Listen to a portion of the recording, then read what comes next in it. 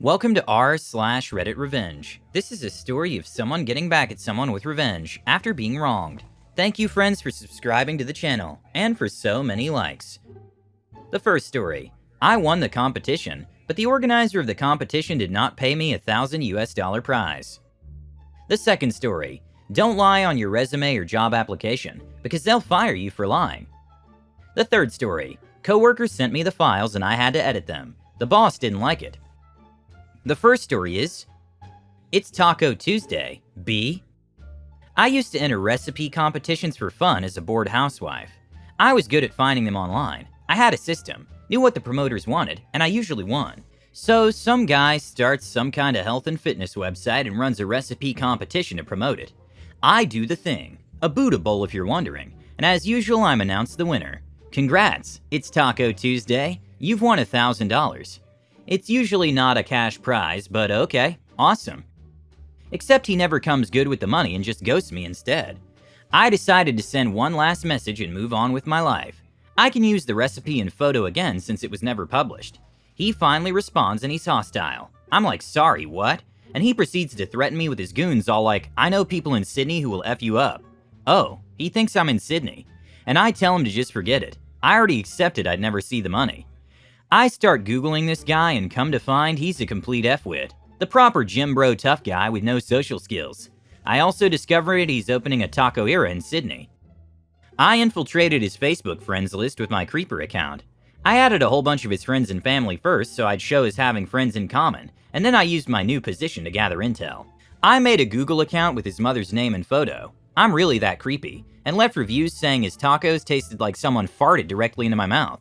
Then I made a glitter bomb, using a greeting card that opens landscape style, with like a tissue paper pouch full of glitter glued to the insides, and sent it to him at his restaurant. I googled his email address and found his post on Gumtree looking for a chef, LMFAO. So I make a new email address and I'm like, I'm a friend of the most common Facebook friend's last name family, and they mentioned you're opening a taco-era. I'm moving to Sydney. I was the chef at my uncle's Mexican restaurant, and do you have any jobs available? You do? Oh, how exciting. Will you please give me a chance? Great, I look forward to working for you. Every day I had a credible excuse to not show, and I milked that until he was just about done with my SH. Then I left a message with an employee. I can't come into work today because Taco Guy didn't give It's Taco Tuesday her prize for the recipe competition he ran on his failed website, and then threatened her with violence. And then I waited for him to contact me. He was a little upset, and I confessed everything. All the little mind Fs, all the petty SH canceled orders, all of it. He told me he'd pay me if I stopped. I declined the offer. I said I'd rather have $1,000 worth of fun at his expense. Maybe next time don't threaten people with goons. I said I might not ever get bored of this. And the last thing I ever said, every time you have a bad day, you're gonna wonder if I was somehow involved. He ran the comp to promote his website and get some organic activity on social media. It's more about the campaign than the actual recipes. He announced the winner as part of the campaign because other contestants were waiting for an announcement and posting comments asking. At some point, he gave up on his SH website and channeled all his funds into his SH taco venture, I guess. I'm sure he's used to threatening people with violence, to not be held accountable for his SH. He probably didn't ever plan on paying. Like it's weird to have cash and not a prize provided by a brand he's working with. I was deliberately vague and evasive, and there wasn't a specific friend. I'm a friend of the Smith family, being the most common surname on his friends list. Having infiltrated his FB, I was able to casually reference specific events. Maria had a baby. I guess he was keen to hire me for a few reasons. Gumtree is a ridiculous avenue for recruitment. It's free and mostly used for selling stolen goods and stained couches. I'm sure he had slim pickings. I had very relevant experience, and I acted like I was endorsed by the family. The second story is The Accidental Revenge. In 1984, I was working in a country club banquet kitchen when I looked at my watch. 10 hours down, 2 to go, I thought to myself, and at that moment I decided I didn't want to work in food service any longer.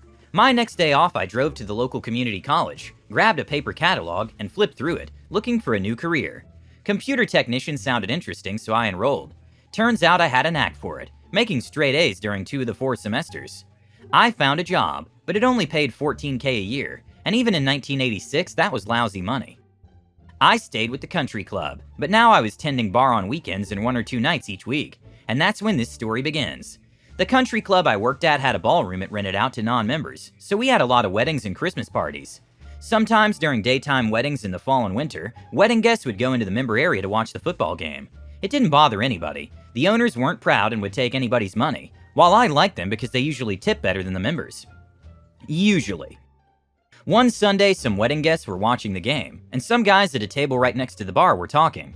They were a little on the loud and demanding side, so I kept an ear out for them. So I was really paying attention when I heard one of the guys had just landed a new job, and from hearing him talk, he was going to work for my company.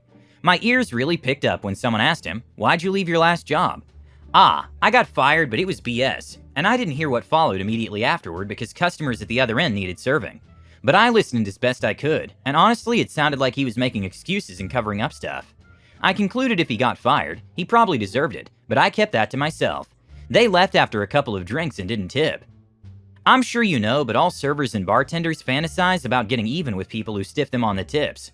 I didn't know I'd finally get the chance. A few weeks later, a new project manager was making the rounds of the offices. He was a replacement for another PM who had received a well-deserved promotion. The new PM was keeping the old PM's assistant, call her Jane, who I had become friends with, as I worked directly with her instead of the PM as needed. Jane was a full-time employee and a part-time student who couldn't move to another state, and it was felt having her there would help out the new PM start out on the right foot.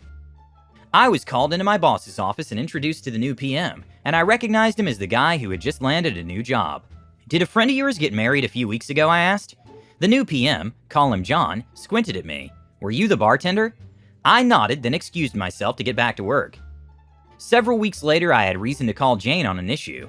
We straightened it out. Then, thinking I was talking friend to friend, I asked her how it was working out with John. From her answer, it wasn't going well. As I recall, per Jane, he would arrive late, get some coffee, make a few phone calls, foist his work on Jane, then spend the rest of the day reading the newspaper. She wasn't happy. "I wonder if that was why he got fired from his last job," I said. "It just came out. I didn't really expect to hear John was a lousy PM." "What?" Jane yelled so loudly I didn't really need the phone. "What did you say? What do you mean?" And I told her the story above. There was a pause after I finished. Then Jane asked, "Are you serious? Would you swear to this?" I told her I would, still not really putting two and two together.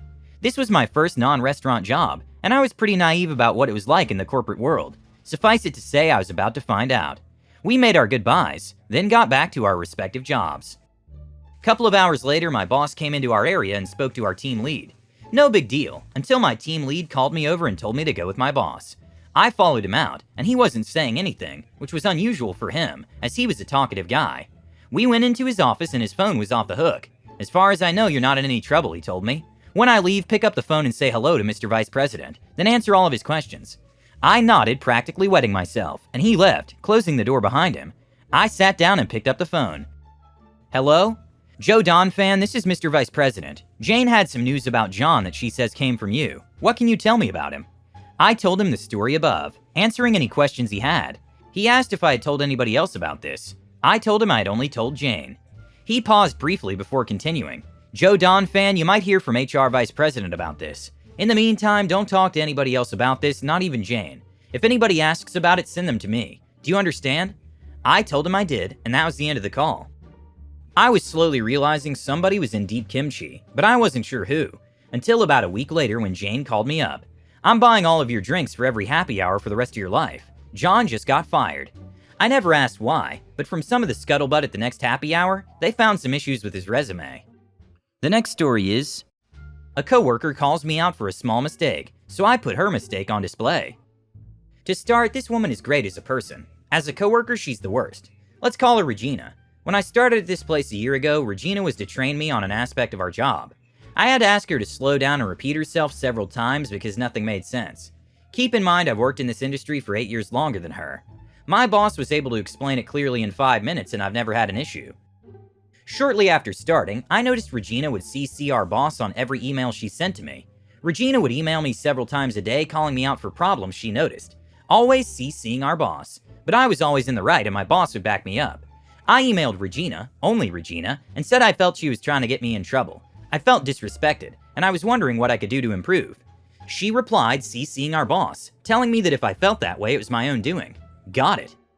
My entire team works from home, so our boss has to put people in charge of certain things, so one person has control. One of my tasks is issuing documents for signature via the very popular system we all know.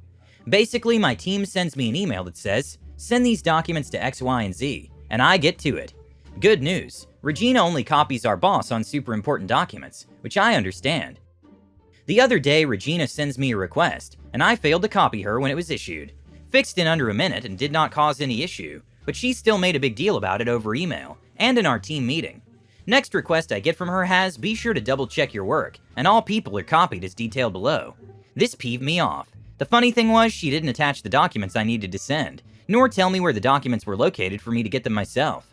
I reply asking for the docs and she sends them, stating, these are the final approved versions, except they're wrong. First, we send PDFs, not Word docs.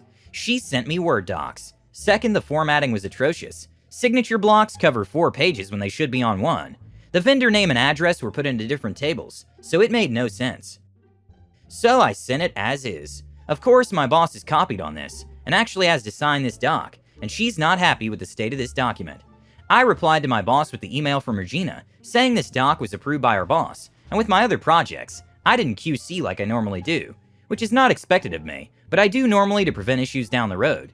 Boss replied to Regina and CC's me, laying into her that Batkin is not to fix her mistakes, as he has his own job to do.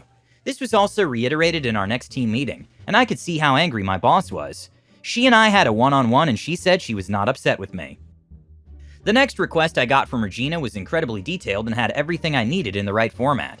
ETA, lots of comments about Regina not being a good person. I suppose you're all correct. The times I've seen her outside of work, she's been pleasant, which is why I wrote what I did. Also, my boss is very aware of the situation with Regina and I, and has taken steps to ensure our work doesn't overlap much, sometimes unavoidable. Boss has her own issues with Regina. I'm not privy to the details, but boss has made a few comments about how Regina is, and that she'll never change. During training, she would say, of course, you'll find a way that works best for you. This is just how I do it. Well, she didn't like how I did it, cutting out unnecessary and redundant steps, and made her opinion known. Too bad for her that our boss is all about streamlining and back me up every time. My boss is very aware, and does her best to keep Regina off projects I'm working on. And yes, Regina's this way with everyone, including our boss. During a team meeting, our boss was explaining a specific thing she wanted us to do, and what information was necessary. Regina argued with our boss for 5 minutes on how she thought it should be done. Boss told her to do it boss's way, and that was final. Regina's way included so much information from other departments that we didn't need, nor would those other departments ever see what we were producing. Tons of extra steps and wasted time for no valuable reason. My boss takes no SH, probably my favorite part of this job. If I mess up, you better believe I'd find out. But she tells me in a constructive way. It was awesome. The last story is, knock down a grade 2 listed building without permission?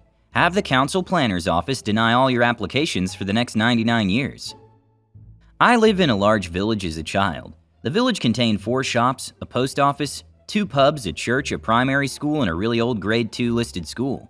The Victorian school had been used as a library when I was a small child, but then was bought by a local business owner. Anyone who lives in the UK knows there are very strict rules regarding what you can do with a grade 2 building. Number 1 rule is you can't do anything with it without planning permission. But this businessman thought he was above the law and knocked the school down one day without consent. The council gave him a huge fine at the time, but that was only the start. He lost thousands of dollars. I audited the planning office last year and came across the file once this plot of land. In the past 40 years, the owner has submitted 11 plans to build on the land and has been denied every time.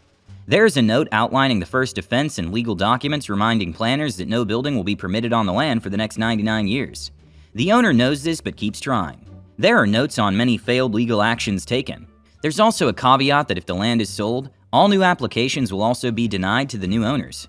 I also saw a recent request for the owner to repair the fencing and clean up the site, as it was a health and safety issue, and he'll be fined if he doesn't comply. So the owner is now left with a plot of land he can't build on, and he can't sell it because nobody in our area wants land you can't build on. I also noticed that the same businessman was building houses in the same borough, and the council came out and made him move the footings of all 12 houses because they were not quite in the position agreed by the council planners. It must have cost him thousands. The moral of the story is people may not have long memories, but local government does. Be sure to subscribe, hit the like button, and have a good day.